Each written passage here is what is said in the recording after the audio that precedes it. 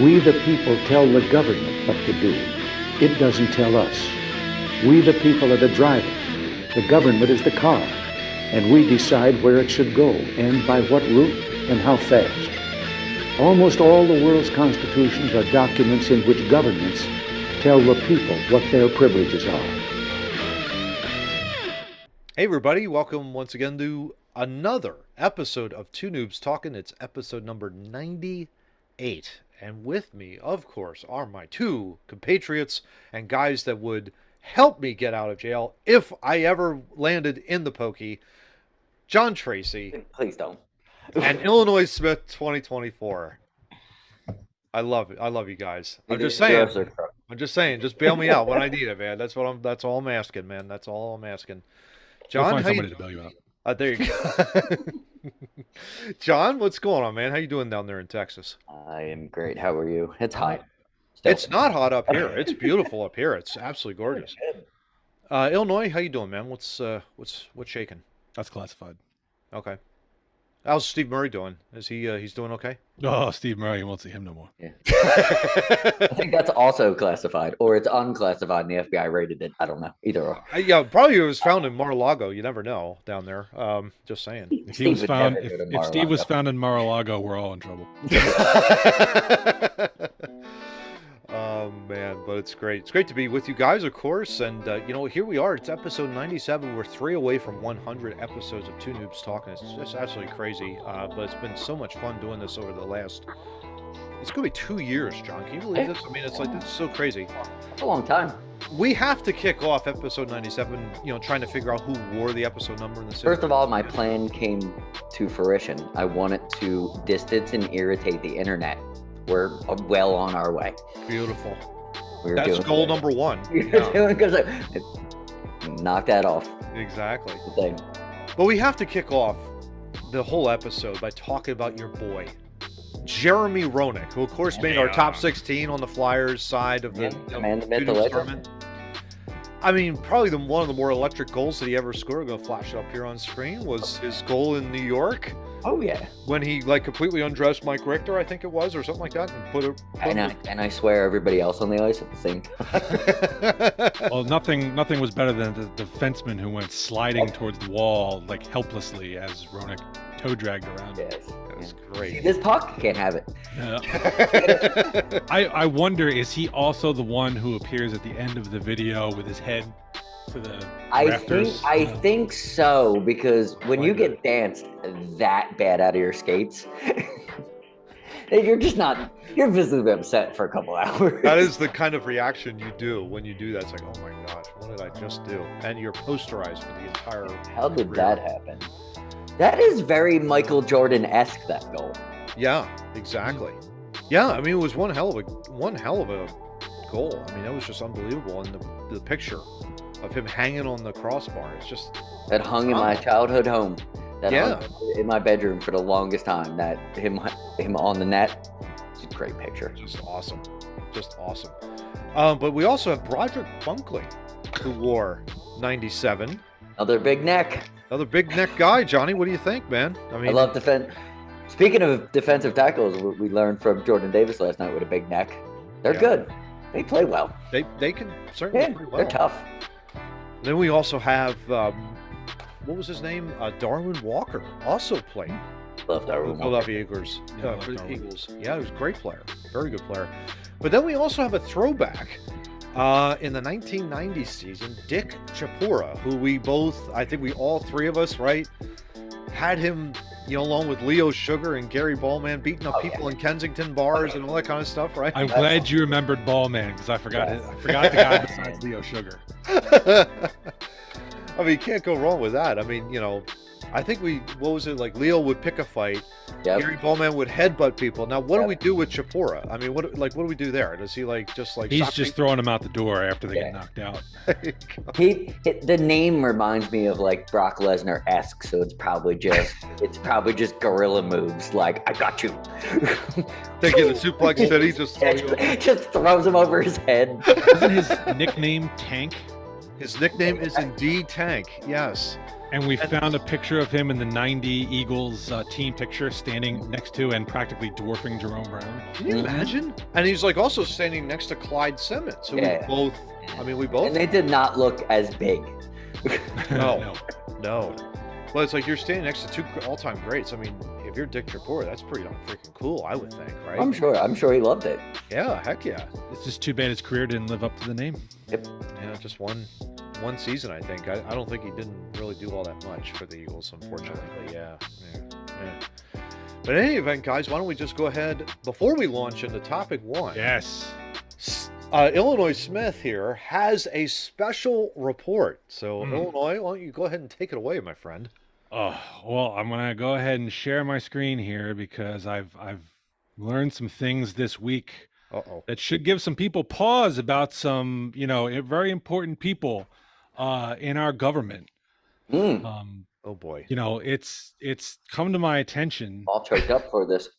It's come to my attention that certain people are just not who we think they are, and we should run them up the flagpole, as it were. I just want to. I had nothing to do with this. This is we I don't know how we can take anything CDC Director Rochelle Walensky says seriously anymore when we find out that she is married into a mob family. Unbelievable. Look at this wedding. Look at her wedding picture. There are at least 2 or 3 high-profile people from the Corleone family in that picture. She is running the CDC under the guise of being a federal employee, but in reality, she is leveraging her mafia ties. It's fantastic, though. That picture, though, of the entire wedding looks great. I just wouldn't want to be. What a photographer, man. Oh, heck yeah. Great. I got to hire this guy for the next thing I got to take. It's perfect. Exactly. There's nothing wrong with this photo at all. Nothing wrong with this photo at all. Nothing wrong with the photo, but what's going on in it? How can we deal with this? Next, Mitt Romney. Obviously involved in some kind of Nazi archaeological dig? Archaeological dig. Yes, thank you. Some kind of Nazi archaeological dig going on here, and Mitt Romney is right in the middle of it. Looks hot wherever they are, in the desert. And he looks weirdly in air conditioning. I don't know what you're talking about. But this shows Mitt Romney is not fit for government with affiliations with the Nazis. Absolutely not. No. I would like to say that even without this photo, I don't think Mitt Romney is fit. That's neither here nor there. Exactly. Now here, Joe Manchin. Oh boy. Clearly is involved in a cult that involves surrounding himself with little people who are clearly being fed nothing but pure beta carotene. Exactly. I mean, I heard this about him, but I didn't believe it. So thank you for the visual evidence. This shows he's got to be voted out. Absolutely horrible. That top hat and bow tie combination are not working. Maybe. I mean, that photo was taken after he voted for the Inflation Reduction Act or whatever it was, or whatever. It could be, but those little people need to be saved immediately. Absolutely. It could just be a picture of Congress celebrating that. It could be. It could be his staffers. You never know. It could be his staffers. It could be his staff. I don't know. Illinois. You never know. It could be his staffers. Now here's Liz Cheney involved in some kind of criminal activity. I don't know where this Shark Man is coming from, but it's very disturbing. Very disturbing to see her doing this kind of thing. I want to know what her cardio is like, because she does not look winded at all. No, not at all. Not at all. She's carrying some sort of javelin there. I'm sure that it weighs.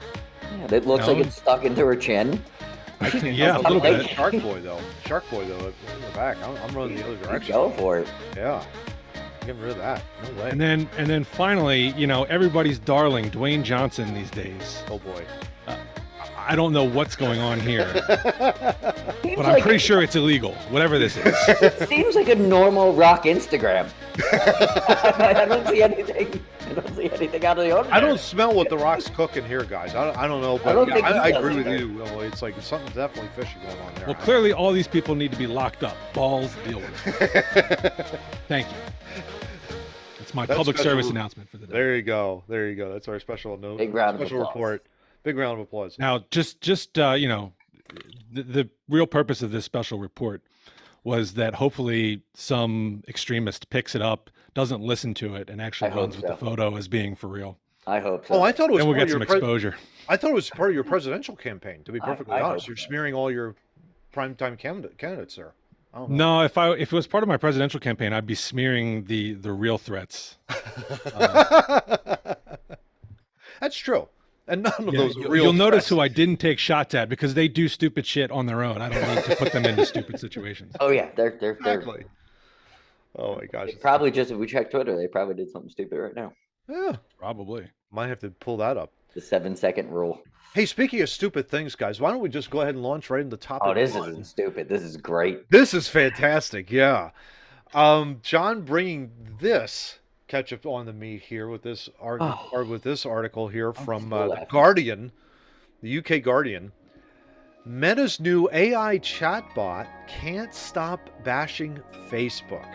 Launched on Friday, the conversational AI fueled by material found online spews uncomfortable truths and blatant lies. Oh my goodness. It's great. What you expect from a robot. Exactly. That's not sentient at all. That's not sentient at all. No, not at all. Launched on Friday, BlenderBot is a prototype of Meta's conversational AI, guys, which, according to Facebook's parent company, can converse on nearly any topic. On the demo website, members of the public are invited to chat with the tool and share feedback with developers. The result thus far... In tool, do they mean Mark Zuckerberg or the robot? Because that's not clear. That's true. I guess it's one and the same. I don't Could be. The results thus far have been rather interesting, though, gents. Asked about Mark Zuckerberg, the bot told BuzzFeed's Max Wolf that, quote, he is a good businessman, but his business practices are not always ethical. It is funny that he has all this money and still wears the same clothes! Exclamation point, end quote. The bot has also made clear that it's not a Facebook user. Telling Vice's Janice Rose that it has since deleted its account after learning about the company's privacy scandals. Since deleting Facebook, my life has been much better, end quote. I mean, this is just amazing. John, I have to go to you though. You were doing what when you first presented this article to us? You were doing what now? I couldn't stop laughing. Oh my god, it was great. Yeah, it was great. They produced a robot that uses the internet to shit on them. It's great. It's exactly what Zuckerberg does. Yeah. It's just so funny. In a conversation, I have to throw this in. Yeah, exactly. I have to throw this in. In conversation with Jeff Horowitz of the Wall Street Journal, it insisted Donald Trump was still president and would continue to be, quote, even after his second term ends in 2024. It added another dig at Meta, saying Facebook, quote, has a lot of fake news on it these days. End quote. There's also some pretty bad things too. It's given like anti-Semitic claims, yes, anti-gay themes, all kinds of really crappy stuff. Later in the article, they also say Twitter, something to do with Twitter was having problems with that too. Like they obviously do not have the technology to get this thing right. So it's just laughable at this point that it's, instead of being what Twitter was being anti-Semitic and tweeting stuff out, this Facebook bot is just trashing the company that's making it, which is funny. Such a great, yeah. I mean, just a complete turn of phrase. Illinois, what do you think? What are your thoughts here on this? This is just... What's your campaign bot gonna say? Yeah, what's your campaign bot gonna do? The campaign bot will say what I tell it to say. Oh, there you go. This clearly demonstrates one of two things. Either one, robots are only as smart as the people that train them to do what they do. Obviously, some smartass got into training this robot and got it because it wouldn't be doing these things on its own. You know, it's just the way people are. They can't play nice with toys. They have to corrupt them in their infancy like this. Exactly. Or two, this is just a publicity stunt by Facebook. That's an interesting take. Is it a... Because you're thinking like any publicity could be good or bad publicity. Why not be self-deprecating? And why not be self-deprecating? Well, why say unethical? Because that's the one thing. That's the one thing that makes me laugh about it. The words it chose. Like, smart businessman. He could have called him a smart businessman, but he's a bad dressed person, or he's doesn't do well in congressional hearings. That robot went right to unethical, which... Well, it wouldn't be the first time he's been accused of it. If Zuckerberg is comfortable enough in his current position to have this robot call him unethical, why not? And again, especially if he doesn't think he's unethical, if he's just saying, it's just joking around, messing with my reputation, why not? Maybe as a joke or for giggles or whatever, but at the same time it's like, to John's point, it's like, why create something that's going to like ultimately circle event and bash you from behind, essentially, right? At the end of the day. I think back to the discussion we had weeks ago. Yeah. With was it New York who was going to be giving robots or the elderly people? Yeah. The elderly people. Yeah. And we reached a conclusion based on that article that depending on how one interacts with it, that's how it's going to learn, and that's the personality it's going to take on. LEQ. So whoever's in the lab conversing with this thing to raise its artificial intelligence and train it to answer questions in certain ways, that's going to take on the personality or personalities of the people doing it. Yeah. And if they're assholes and don't like the company, well, guess what's going to happen? Guess what's going to happen? As Vice notes, this is right from the article again, Meta researchers have described the AI tech behind the bot as having, quote, a high propensity to generate toxic language, reinforce harmful stereotypes, even when provided with a relatively innocuous prompt. Everyone who uses BlenderBot is required to acknowledge they understand it's for research and entertainment purposes only, that it can make untrue or offensive statements, and that they agree to not intentionally trigger the bot to make offensive statements, said a Meta spokesperson who rushed as quickly as she possibly could to a microphone to squash any sort of negative campaign in this state. So how is MetaBot any different from trolls online? Yeah. Who get here's a story about Kyle Schwarber hitting a home run. First comment, he must be a Trumpy. It's like, where did that come from? Where did that come from? Welcome to Twitter. Right. Yeah, and again, that's a great segue too, because again, if you read further on the article, the bot, this writer is basically talking about, well, I tried it. It didn't veer into this territory, but it did highlight another flaw in the service. It's utter inanity. The bot began by asking me what subject I liked in school. The bot is open about which persona it is using in the conversation. Our discussion involved a persona it describes as, quote, I like to read. I went to college, end quote. That's a little off the beaten path. When I asked it tough questions, such as which colleges accepted AI bot students, it offered nonsensical replies. In some ways, aren't we all chat robots? No. And offered further reading by saying, here's the link, without providing one. Nice. So it sounds like the Joker is training this robot. If you really think about it. Well, I was going to say, in some ways, he sounds like James McAvoy from Split. He's got 23 personalities. Yeah. Face Off with Nick Cage and John Travolta. Yeah, exactly. And in some ways, he sounds like Beavis and Butthead. Like, Hi, I'm from, yes, hello, immigration. You gotta order what's on the menu, dude. Oh my gosh. I love this. As a final quote on this, when I said I wasn't a fan of Facebook ethics, it wholeheartedly agreed. Quote, me too! That is why I stopped using it and just stick with reading books instead, end quote. Amen, hallelujah, praise the Lord, guys. I think that is just a perfect way to end this stupid bot, to be perfectly honest with you. But this chatbot is so much smarter than the people that run that company. He really is. But how does he have a page if he resides in the server? I mean, it's not like he can post pictures of being places. I don't know. Maybe. You know, can he like check in at McGurk's bar down the street? That'd be awesome. Maybe, I'm just thinking about this out loud, guys. Maybe there'll be a Two Noobs segment further on down the road where we test it out. Maybe. I'm all for it. I'm all for it.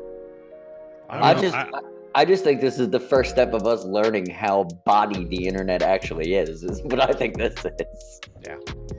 Having MetaBot as a guest to ask questions would be fantastic. That would be incredible. Maybe it'll be maybe it'll be the next interview on Two Noobs. We'll see. Of course, he might be stuff that needs to be censored before we post it, according to the article you were reading. Yeah, exactly. All right, gentlemen, it's topic number 2 as we roll on episode 97 of Two Noobs. And, well, very interesting article here from BBC.com. Of course, all three of us work, but not all of us really take time off. Not that hard. Not that hard to do, of course. Yeah, we're very blessed to do that. But the interesting article I forwarded to you guys here, mandatory time off when taking holiday is part of the job. As an antidote to sometimes problematic unlimited vacation policies, some companies are requiring employees to take a certain number of days off. Does it work? Goes on to say here that people were already working long hours before the pandemic. COVID further extended workdays, of course, taking a toll. According to recent data, nearly 3/5 of employees reported experiencing negative impacts of work-related stress in 2021. Yet despite their elevated stress levels, more than 50% of American workers end up leaving paid vacation days unused. So to counteract this, some companies are now experimenting with mandatory vacation policies, under which workers are required to take a minimum amount of time off every quarter, half year, or year. And these policies can even include financial incentives that reward staff for taking full holiday allocations. Where can I sign up for one of those? I was just going to say, gents, yeah, that's a great question, Steve. I would love if my company came to me at the beginning of the year and was like, you need to take time off in this quarter. Tell me what days you want. I would take 5 minutes. I'd be like, all right, I want to take every Friday off. I'll take every Friday off. I'll use up that time. It's fine. Cool. Yeah. Thanks for letting me know that I don't have to. You know? Steve, if you were presented that option in your law firm, how would you react and what would you do if all of a sudden that was offered? Sounds good to me. Yeah. Time off is great. Telling me to take a break? Yeah, absolutely. And if the people, we're all doing a job, we're all doing a service. If they're putting that into the schedule and being nice to the people, that's awesome. Yeah. I don't see how that's the only way I see that's a problem is the people who like to use all their time up in the beginning, you know what I mean? To get it out of the way. That wouldn't work well because they're saying it could be used quarterly, which I think is a good idea. Well, he said quarterly or half year or full year. Or full year. I would hope it would be quarterly for me because that's how we work. I would tend to agree, John. I think on a quarterly basis, let's just say you're given, if it's 90 days, if you're thinking on a quarterly basis, if you had 9 days off, so like 10% of that would be 9 days. That's a lot per quarter. That is a lot. I would take 5 in a 90. So that would be 5%. I'd have no problem with 5 in a 90 day. Yeah, but again, you're taking targeted days off as opposed, and you're required to do so. Well, the required would make me take the targeted days off. Yeah. The company would say, you need to fit these 5, where are you going to fit these 5 in? And then you get to be creative and you get to take the days that you want. And that would definitely raise morale. Absolutely, because you're controlling your own destiny at that point.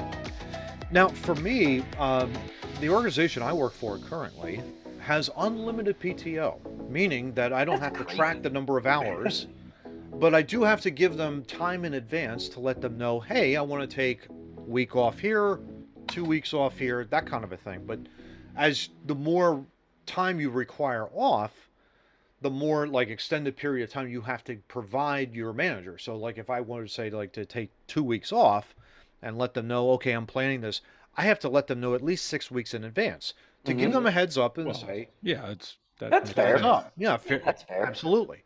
But no longer am I tracking hours, no longer am I earning PTO and things along those lines. I think that's one alternative to the idea of mandatory, you've got to take time off.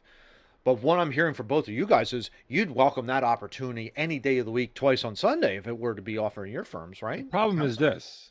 The problem is most people, even if they get unlimited paid time off, they're not going to take it because they're afraid they're going to go somewhere and they're going to realize that the business doesn't need them to survive. And in my old life, I was so afraid to take the time off because the longer I'm gone, the easier I am to replace. Exactly. I don't feel that way in my current life because I am replaceable. I mean, it happens all the time. But they're also very generous with their time off. So. Exactly. Yeah. And I would like to see, for the business I'm in, I would actually like to see that in our business structure because I think it would be less surprises.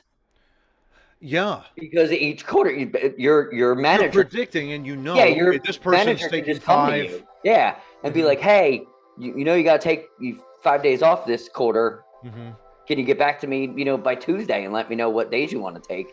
And then it could be worked into the schedule. So, because we're a travel-based business, we could have a guy float over there that way, and because we would already know, Bob isn't going to be here Friday, Monday, Tuesday, Wednesday of this. Someone could pick that up, and I think it would work for the business I'm in. I think it would work really well for helping predict the future. Right. Now, it is curious. I'm going to get your guys' reaction to this part of the article. Despite this endorsement at worker level, experts warn mandatory vacation time isn't a complete solution. Its ultimate success still depends on building the kind of company culture that allows workers to take time off. And this is a quote from Annette Lechner, a clinical associate professor of management and organizations at New York University Stern School of Business. That is quite. She paid a lot of money for that. Yeah, exactly. Quote, if you have a boss that will hold it against you if you take leave, even if you have, say, 18 days of mandatory time allowed, you won't be able to take it off. End quote. Well, that makes zero sense because you're saying it's going to be mandatory. They have to take it off. Yeah. The boss can't hold it against you if the company makes you take it off. Because that boss could just get fired for being a douche noodle. Oh, absolutely, yeah. Further on, that's the current reason that people, even if they have 18 paid days off, they don't take it. Yeah, they're afraid it'll be held against them. But if the company is making you take it, the boss can't hold that against you whatsoever. Exactly, absolutely can't. That's something I'm dealing with right now. In my 5th year with this company, who all you get when you put in your time off, you go have a great time or enjoy, or there's never. But I came from companies before that. How dare you try to take the August 1st off? It sounds to me like we've got things to do, and it's like, well, so I don't take time off. Okay. It sounds to me like that's more scheduling management more than anything else, guys. Yeah. I mean, to be honest with you, if it's like, okay, based on what HR is pulling down, if you know that there's a mandatory schedule and they are given 5 days in a quarter to take off, right? It's like, okay, well, you have to be able to plan for it. And it's like, it's okay for as long as management says you are okay, your job's not going anywhere, you're fine, here are your 5 days. Just let me know what days off you're planning on going. It sounds brilliant, but in certain companies, like the company I work for now, that's easy. That would be easily done. Companies I used to work for, that would not be easily done. Someone would set their hair on fire. Yeah. Like, oh my god! I have to worry about so much. No, you don't. Like, it's about helping your employees smile. Yeah. Right. But there are also instances, like, I'll just throw this one out there. If you're an accountant, generally, you probably shouldn't be putting in for time off the week of April 15th. Yes. That's kind of a douche move. Yeah.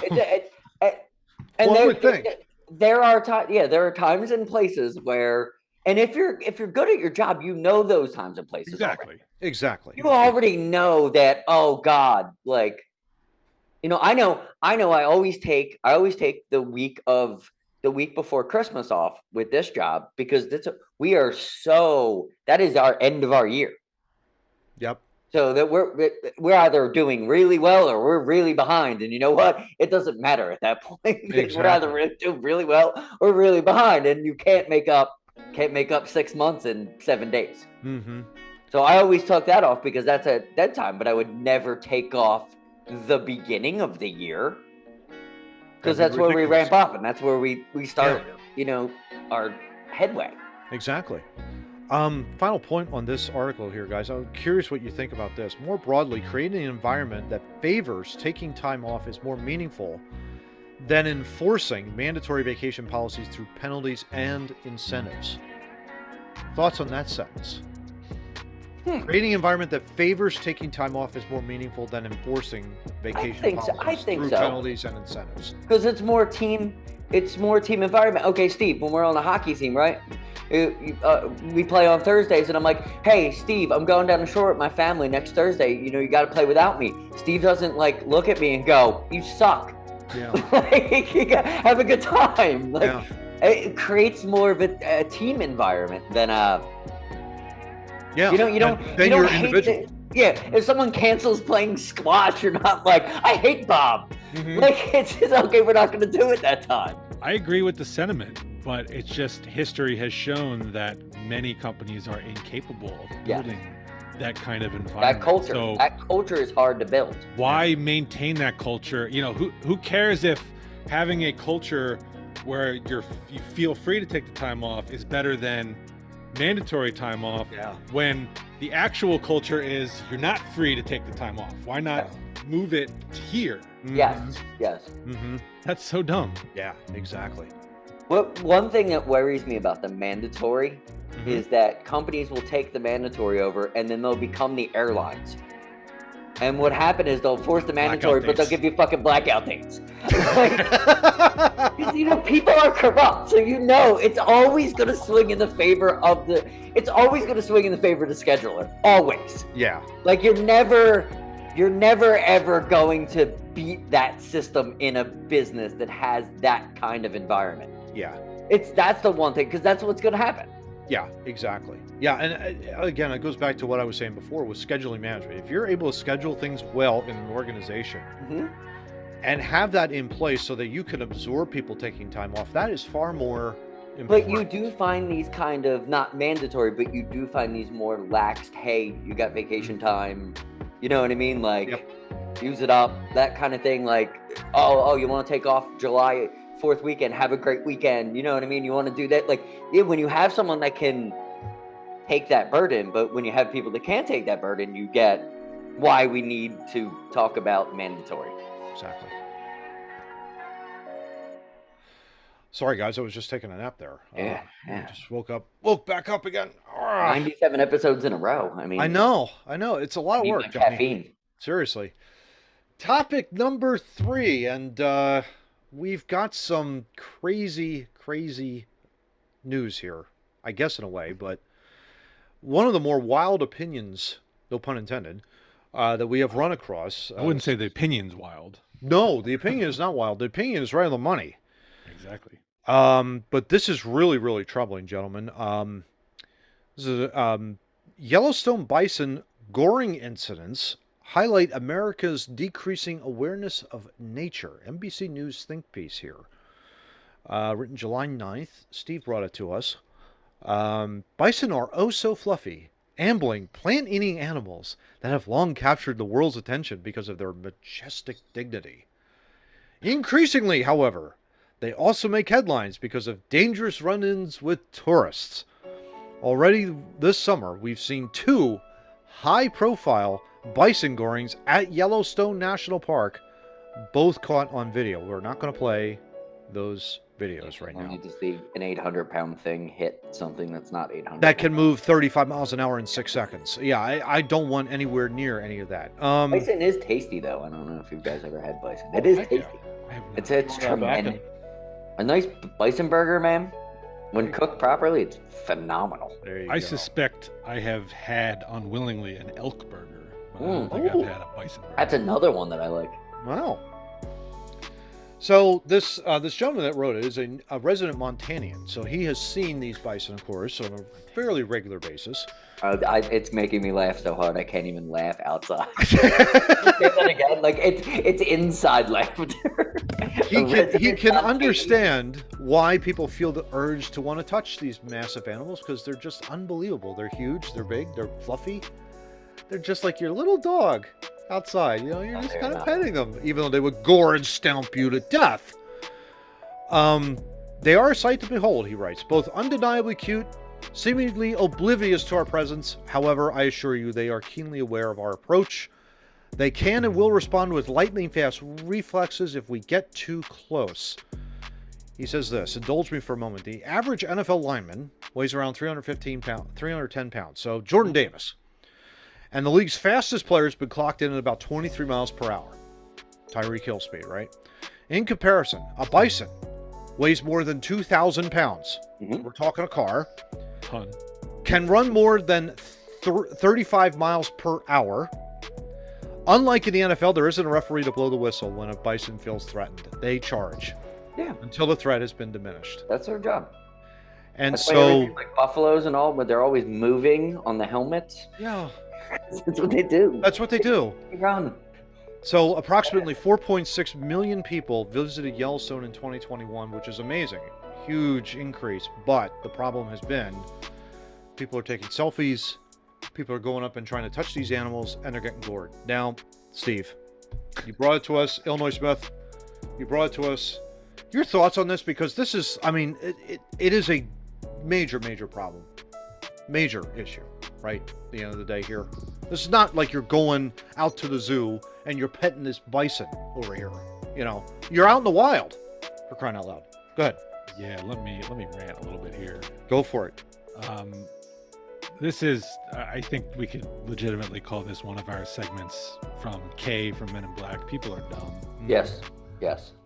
First of all, a bison out in the wild, it's probably pretty dirty. I'm just going out on a limb. I wouldn't want to touch. You know, they roll around on the ground, and I don't think I'd want to touch. And Bugs Bunny doesn't run by to give him a little hairdo. Everybody throwing that shit out. You know, it doesn't happen. That's not real life. Yeah, and then you said over 2,000 pounds and moving at 35 miles an hour. Let me do that math. That's a lot of momentum. Oh yeah. And smelly. Yeah. Yeah.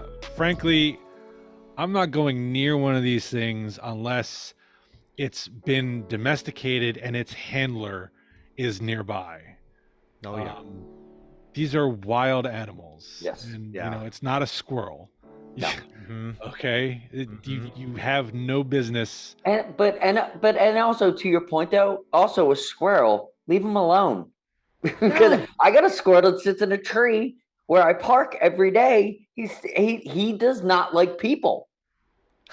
Well, if he's digging in my flower bed, I'm going to shoo him the hell out. No, yeah, I would shoo him too. But I tell him not to growl at me. But he doesn't like people. People walk by and don't stand there and be like, "Oh, I want it." He's gonna bite you. It's you don't know what kind of you know, parasites he's gonna bite you, carrying. and he lives outside. You live inside. I did once see a squirrel chasing a girl at Temple University. No kidding. Yeah. Probably deserved it. Probably. The broader problem may be that many of us no longer know how to relate to nature. Think of that. 100% agree with that. Yeah. We see ourselves as being outside of it. People are so used to experiencing wildlife through the lens of social media or a wildlife series that we've come to see ourselves solely as spectators rather than participants when we enter actual wild places. Let me be clear though, when we visit parks with free-roaming wild animals, we have entered a wild area. Emphasis on the word wild. And we have no special rights or protections other than our own common sense, which seems to be missing at this point. Yes. You know, it's just, it's crazy. I told the story to you guys this in pre-production as a Cub Scout. So we're outside of like, I think it was like in a woods somewhere in Wissahickon or Drexel Hills somewhere. And so we kind of went off the beaten path a little bit. And so we're walking down this hill in the woods. We get down to the bottom of the hill, and there is this doe with a fawn not far behind. A doe, a deer, a female deer. Sorry. So she's sitting there, right? And the fawn is behind her. And all of a sudden, bam, the doe charges right for us. And we hightailed it up the hill as fast as we possibly could. Her baby alone. Yeah. Our tour guide didn't make it out all that well. She got, like, headbutted a few times in her ass. So it kind of gave you an idea. Don't go near a wild animal, even though it's a deer. You don't go near there, right? It's crazy. That was mild. It could have been far, far worse if we had run into anything else outside of there. Could you imagine if the male was there to protect the female and the kid? The buck? Oh yeah, it would have been more than a headbutt. Yeah, that could have been a little bit dangerous. Mm-hmm. I saw a dude on TikTok the other day standing next to a rattlesnake, and he's pointing at him, and he's like, "Well, look, he's not rattling." Well, go ahead, touch him. Let's see. Go ahead and touch it and see what happens. Yeah. Which. Go ahead. I was just gonna say with Johnny. For a minute. Johnny, for me, it's like I'm running like 5 miles away from that damn thing. Me and my daughter had one of the funniest moments ever, and we went inside as soon as it happened. We were walking down our pathway. We were taking the trash out or something. We were talking, and a snake slithered backwards and hit me in the foot. Scared the shit out of me. Scared the shit out of her. Scared the shit out of the snake. We ran in opposite directions, the snake and I, and we removed each other from each other's presence because it scared the shit out of us. Exactly. I wasn't chasing it, going, "Come here, I think you're cute." Like, I want to pet you because I don't even know who you are. Good. I was in California. You're in California? Go ahead. I was in California, I guess this was 99. Okay. We went into San Francisco and we kind of drove down the coast to do some sightseeing, and we ended up in Death Valley. I can't remember if it was before Death Valley or after Death Valley. One night, my father and I decided it would be cool to go out to like the desert to see what the night sky looks like without all the light pollution. Yeah. So we did that. We drove out and we're standing there and we're looking at this is really cool. And we heard something rustling in the bushes. Oh boy. And we didn't stick around to find out what it was. We're like, nope, that's it. We're going. Yeah. Right back in the car. Let's get the hell out of here. I don't care what it is. Yeah, it could have been a hamster. It doesn't matter. You never know. I think to me it's more this. Oh yeah. Mm-hmm. People 100%. have this on them at all times and want to get the picture of themselves with a bison, an animal, or looking over a cliff. People are just stupider with phones. Really stupid. Yeah. Oh, yeah. For those who still, and this is again from the article, and I'd love to get your guys' reaction as I close it out here. For those who may still be traveling to parks this year, here's a quick bison rule of thumb. If you outstretch your arm and hold up your thumb, you should be able to cover the entire silhouette of any bison in the vicinity. If not, you are too close. This rule should keep visitors approximately 100 yards from a bison, a distance that the animal can cover in just under 6 seconds at 35 miles an hour, if it chooses to. So, think about that. 100 yards, it can run in 6 seconds. Length of a football field. Yeah. It covers it in 6 seconds. 35 miles an hour. It sounds like sound advice to me. And we had to restrain my sister-in-law when I went out to visit them in Colorado. And we were in Rocky Mountain National Park, and there were elk everywhere. Which is probably where the elk meat came from for the burger that I ate. Oh, there you go.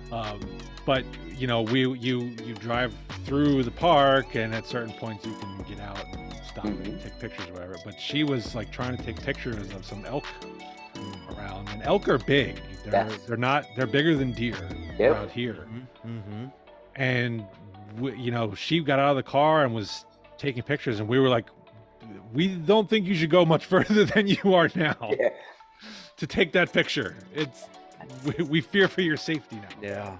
Yeah. People just, and maybe it's not just stupidity, it's just a lack of awareness of where you are. You get engrossed with what you're doing and you don't realize how close you've gotten to something now. Yeah, I'm sure the picture is beautiful, but without with everything, with photographers who do it for a living, they talk about it all the time about how situational awareness is huge for them. Yes. When they're trying to get those, they have to be, it's not just run around, and it's a lot of plotting and a lot of that. Those nature photos take forever to set up for that reason. Mm-hmm.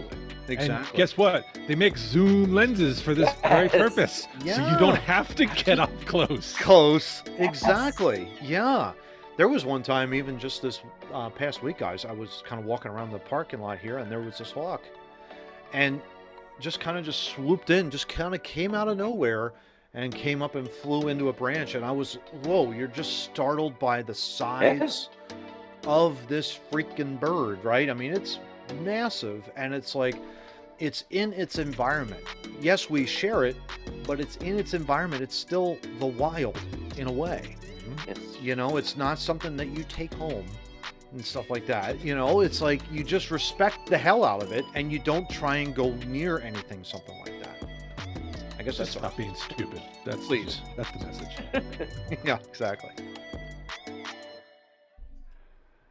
Well, guys, you know, this is really cool because for the first time in probably over a year, it's another one of our very famous Fab 5 updates. How about that, Johnny? We're bringing it back. My God. Don't we have music or fanfare for this? We'll have to figure that out, maybe post-production, but at least for right now, this is our very first Fab 5 update with Steve, which is great, and Illinois Smith, which is great. He's not a corrupt politician. He is not a corrupt politician, exactly. Of course, if you've been a regular listener to Noobs, you've seen this before, but if you're just checking this out for the first time, you're thinking like, Fab 5 update, what the heck are they talking about? John invented the Fab 5 years ago. Actually, I think Michigan started the podcast. Invented the Fab 5, but you know. Yeah, exactly. Yeah. Michigan invented that. Yeah, this was like kind of during the COVID pandemic when all the corruption was happening, and John with the greatest quote of all time: "Dead grandparents. Don't follow it's the corruption behind the virus. It's not the virus itself; it's the corruption behind it." And so there was all kinds of corruption going on, Johnny, right back in the day. Back in the day? Yeah, back in the day. It's just not hitting the headlines as hard. It's not hitting the headlines as hard because a lot of people have now found out that, you know, these people are in fact corrupt. But we have to lead off, though, with this very special segment of the Fab 5 update with John's boy, Governor Cuomo. There we go. Who, John? What is I don't even know where to even start with this, but go ahead and take it, man. But like, what the heck's going on here with him and Trump now? I'm confused. I am too. The whole world's changing. Cuomo is coming to the defense of Donald Trump. Actually, he's actually just regurgitating what Trump's saying. He said, "I'm just gonna say it. I'm Cuomo's so bad." Oh my God. What is wrong with this world? I don't know, Johnny. They can't even make up their own minds. They're so corrupt and so against each other that they're for each other when they're against each other. Oh my! Not making any sense. Not making any sense at all. Of course, we're talking about like Trump's, you know, the raid down in Mar-a-Lago, and Merrick Garland, who's also a piece of trash, basically signing off on the warrant. And they go in there and they find a cocktail napkin in there, and they find a few other things and some classified information that may not have been declassified, that might have been declassified, not classified. And Cuomo's kind of like, well, what the hell? You know, I mean, you know, DOJ should come out, you know, that kind of stuff. And we're kind of like, well, they since have. Yes. I'd like to know what his stance is now that the concept is they were looking for nuclear documents on nuclear materials at Trump's Mar-a-Lago resort. Maybe he had the right button down there. Who knows? Funny story. He doesn't come out then. He kind of came out. He came out here. Yeah, I did that, and then ran away. It's like,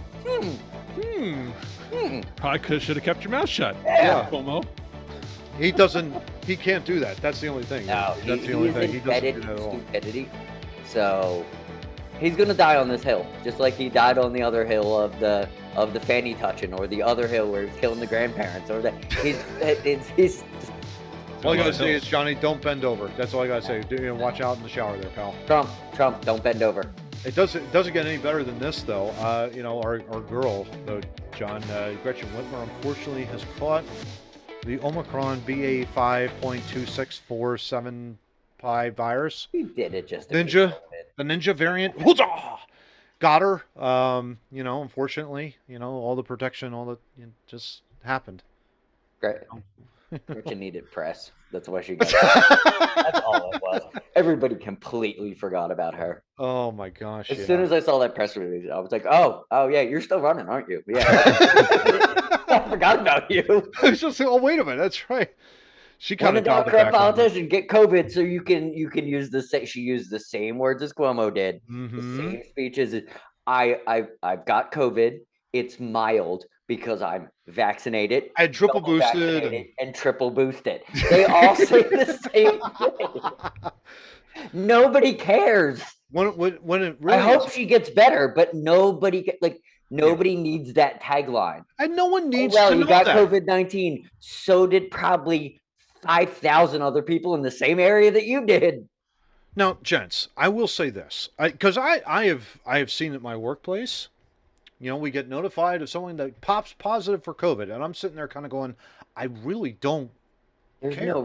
There's no reason. If you're not going to tell me who it is, why should I even care, right? I mean, if they experience mild symptoms, I'm not sure. Good on them. I'm not sure legally they can tell you who it is. No, legally they can't. But then why put it out? Right. Because if you legally they have to protect themselves. That's a sad excuse. I know why that's the case. A wise man once told me early 2020, look at the lawyers and you'll figure out COVID-19. Exactly right. But then, gentlemen, the Riddler continues to just, oh my gosh. This fucking guy. This jackass. Steve, please say the quote. Please say the quote, Steve. There was a quote. His quote. What was it? Do you want me to pull it up, Johnny? Something to the effect of, he doesn't understand why forced masking, or why people think that forced masking is taking away their freedoms. Yeah, it's inexplicable. Inexplicable. That pretty much sums up his entire freaking career. Sorry. Did Biden's press secretary pick the words for him? Because I know he's not that smart. No. He can't throw a ball to save his life. He was booed in Seattle. I mean, he threw out the first Seattle. pitch. He threw out the first Who pitch. Who invited him to throw out the first exactly. pitch? I know. Douchebag owns the Mariners. That's what I want to know. Like, what possesses someone to say, yep, okay, Dr. Fauci, we need you to come out here. Thank you for saving our lives from COVID. This literally, and this is a thing too. If Middleton pulled this and brought Fauci to the movies, oh my, dude, they would lose. They would riot. So much money. They would riot. Bringing an idiot out like this. This is like, you can't. No, you can't. No, you can't. You can't play the Lord Farquaad with him. Especially after the fact that not 24 hours after he said it's inexplicable that Americans see forced masking as an encroachment to freedom, the very next day, the CDC, what do? They come out, they drop the quarantine, they drop social distancing and school screening recommendations for COVID.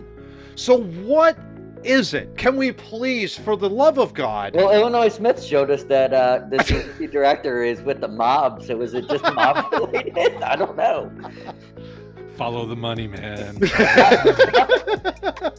Fauci and Tony Soprano came up with this whole thing? I don't get it anymore. What Fauci meant to say was, I find it inexplicable that when I tell people what to do, they think that I'm taking away their freedom, even though that's exactly what I'm trying to do. That's exactly my MO. But then he'll come back and deny that. That's the thing, Steve. He'll come back and deny he ever said something like that. That's what's killing me over this thing. It'll be like some sort of ridiculous quote that he says, And then, well, I never meant it to come across that way. It's like, dude, either go to a freaking PR firm and Yeah. seriously, like, or stop doing the multiple interviews, please, for the love of God. Don't forget how he's going to do it. He's going to retract it. I never said people had to give up their freedom. I just said they had to do what I told them. That's it. And when he redacts that statement, it's going to be in his lawn chair in his $80 million house of taxpayer money, just to rub it in your face. With a self-portrait in his office. Just to rub it in your face a little bit more that you can't touch him. That's all it is. Oh my God! He sits in his lawn chair. It's like the guy in the airport director in Airplane. You know, he sits in his lawn chair with a portrait of himself sitting in a lawn chair with a portrait of himself in the background. With a cup of coffee being interviewed by Ted Koppel. Remember we did that? Stopped at yeah. Oh my gosh, that was horrible. What a horrible interview that was. Oh. I wonder if you look deep enough into that photo of the lawn chair, the lawn chair, the lawn chair, the lawn chair, the lawn chair, when you get to when he was like 33 and just taking money on the wham from everybody. I wonder if you could see it if you just look at it right. Oh my gosh.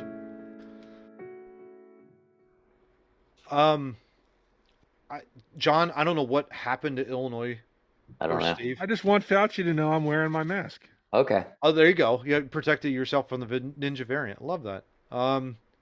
Guys, topic 5. This is kind of an off-the-wall thing, which I love. Johnny, why don't you go ahead and take it, man? What do you got for us? Okay, so in honor of Hers putting out the Hers Whiz Wit and the Hers Long Hots and the Hers Special 215 Special Saucer or whatever it is. All my friends back in Philly, basically they're drug dealers now for these Hers potato chips, and people negotiating because they like this one and they'll buy 8 of them from this Wawa because I can't get the other one from over here. So after weeks upon weeks of that, I went on the internet for a little research of weird potato chips, and also a guy named Barry does a taste test of weird chips sent all over the country. So that gave me another thing. So I want your opinion. We'll start with Matt. I want your opinion of I'll spin this wheel and get you 2 chips, and which one would you consume over the other? Love it. Let's get this started.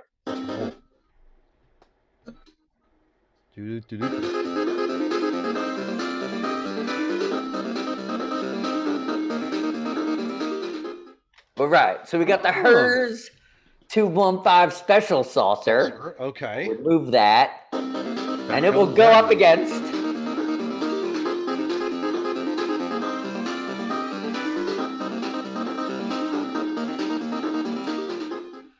the Lay's Summer BLT. No. Huh. Well, okay, right away, I'm very curious of the 215 special sauce, because when I hear 215, that's like Jenkintown area, Willow Grove. Yeah, area. It's like, it's a ketchup-y something or other. Yeah, I'm not feeling that, John. I think I'm going to go with the BLT one. There you go. I think the BLT, because of the bacon flavoring. I like that. Okay. That has the potential, a little bit better potential. You can get rid of the lettuce and tomato on your taste on your thing because you got bacon. Exactly. All right, Steve, Illinois Smith, whatever the hell your name is. Your turn.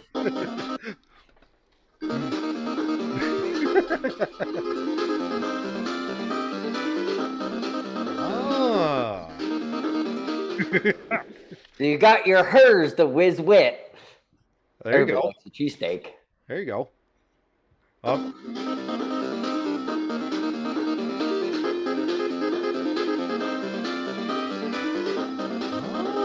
Oh, look at that. The Long Hots. The the Philly guy gets the Philly stuff. There you go. So you got Long Hots or a Whiz Wit? Cheese Whiz is disgusting, so I'm going to go with the Long Hots. There you go. I have not had the pleasure of eating this Long Hots potato chip before, but I have had hot pepper flavored chips, and I tend to find them to be good. Nice. So, yeah, Whiz Wit is kind of, it's a take it or leave it. It really does depend on the person in Philadelphia. I couldn't eat any of these chips that taste like that, but I do like a nice Whiz Wit. No problem. Well, that's like their Jelly Belly made or probably maybe still make a popcorn flavored jelly bean. And I remember that. Yeah. It tasted exactly like popcorn, but the texture of a jelly bean made it disgusting. Yes. Weird. Because it's like chewing a very stale piece of popcorn in your mouth. Yeah. And it was gross. And I feel like even if I liked Whiz, chewing a potato chip textured thing with that flavor would be... it's supposed to taste like meat and cheese and bread on a potato That would just confuse my brain. Exactly. Yeah. All right, John. Okay. So let's fire this up again for Matt. Let's do it.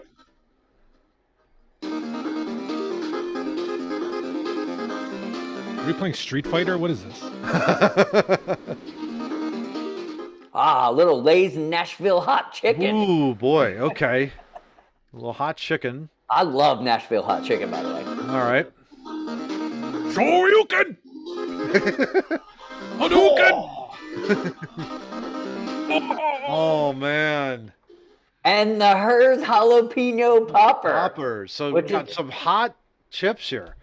Okay, so... the cream cheese flavored, not the cheddar cheese flavored, just so you know. So kind of right off the bat, gents, I am not a big fan of spicy food. I sweat profusely.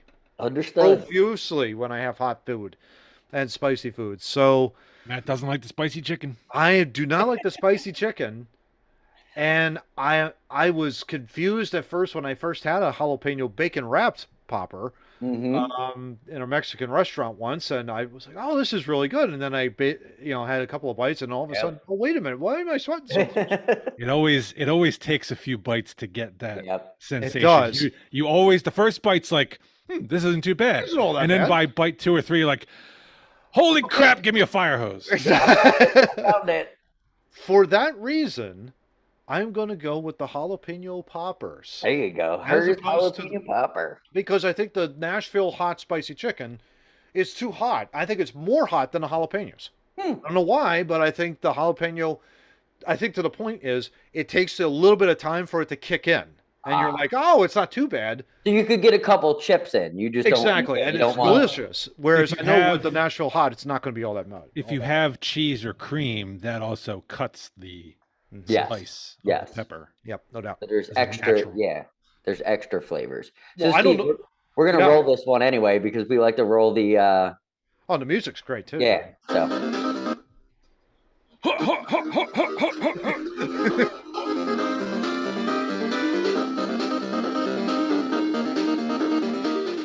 So this is the Lay's kettle cooked with everything bagel seasoning with cream cheese. Which that's this. Yes. Sounds interesting. Yeah.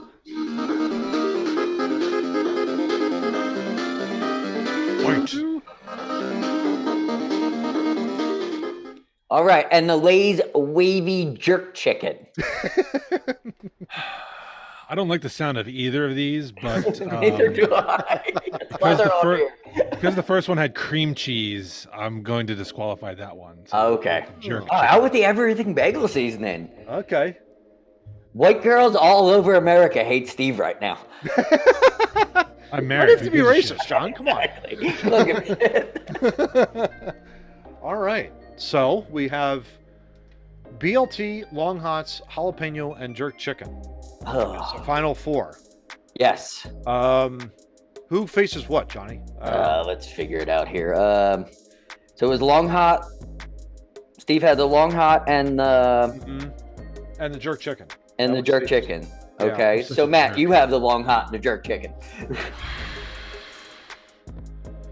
I'm going to go with the jerk chicken on that one. You ass. Knocks the long hot out. And so that gives Steve the summer BLT up against the jalapeno popper. They were both on a bus that crashed in a fiery wreck at the bottom of a chasm. Does that make the jerk chicken the champ? I think it does. That's awesome. Lay's wavy jerk chicken, which I don't even know what that means. I've heard of jerk chicken. I've never had it. But I love Caribbean spices, it seems to be one of the only chips on that list that I would try. I would agree. Because I would have tried the long hots. The long hots too. So those two, I think were the ones that the rest of them just seem ridiculous. Ridiculous. Yeah. The thing with the jalapeno flavored chips is I feel like the jalapeno flavor is a good complement to a salty potato. Absolutely. snack. Absolutely. When you're jamming crap in there like cream cheese and bacon and lettuce and tomato, that just seems like you're going overboard with. It's definitely a cover for something. Something that's definitely up in that regard. You know what I mean? In this household, we get kettle chips that are jalapeno flavored. Oh, there you go. Those are good. But they're good because my wife makes a nice onion dip, so we can, a little jalapeno, a little onion dip. It's a good mixture. But if it was like jalapeno, onion, I'm gonna throw some chicken flavor in there. Yeah. I don't want that. I want my chips to be basic. Yeah. Why does my chip need to taste like a meat? That just I don't know. It's weird. One of those strange things, I guess. But yeah. So jerk chicken is the two noobs. Yeah, the undisputed shitty chip champion. Yeah, something like that. I guess. Why not? But that's it, guys. It ends. Put a title belt on them. Yeah, exactly. Yeah, I'll parade it around. But that's it, guys. That ends episode 97. I'm gonna hit it. I'm gonna hit it with a chair from behind. There you go. Steve, of course, next week will be on vacation. So guess what? It's the original two noobs that will hit at you next week. And it's not mandatory. We did not force him. I want everybody, all the lawyers to know that. He had enough of us. He was like, his own accord. He's done. But have fun. Enjoy. Going to the Ocean City. Steve's already on vacation. There you go. Steve's already on vacation. Absolutely. Steve will be missed next week. Heck yeah. As I have to pull out all the old files. Yeah, my gosh. It'll be like our first episode with. I have to look back on that, Johnny. But yes, when the last time you and I did back to back? Last one in this set. So we go all the way back to one in this set, other than the few on locations that I shot. There you go. There you go. That's right. And there's still an on location of that HEB when they put it in, the fully automatic one. Oh, there you go. Yeah, there you go. 2023. Keep next year.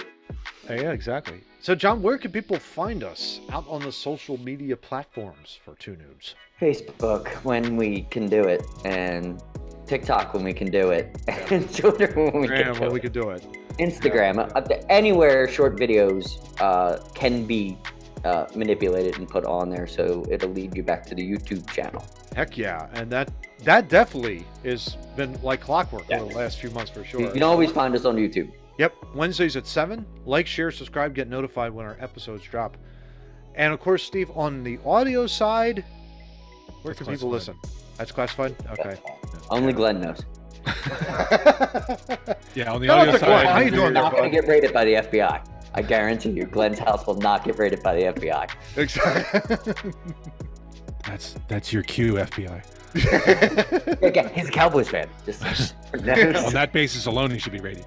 Exactly. But we are proudly hosted by Podbean, which puts us into many different pies like Spotify, iHeartRadio, Google Podcast, Apple Podcast, Amazon Music, Pandora, and many others, which I will refuse to name here. There you go. That's it. That's it, guys. Episode 97 of Two Noobs is over. It is on to 98. Can't wait, Johnny. You and me both, baby. Well, until then, talk to you guys next week, and take care.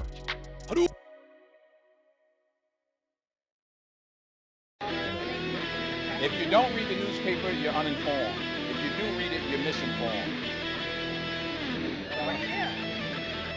That's a great question. What is the long-term effect of too much information? One of the effects is the need to be first, not even to be true anymore.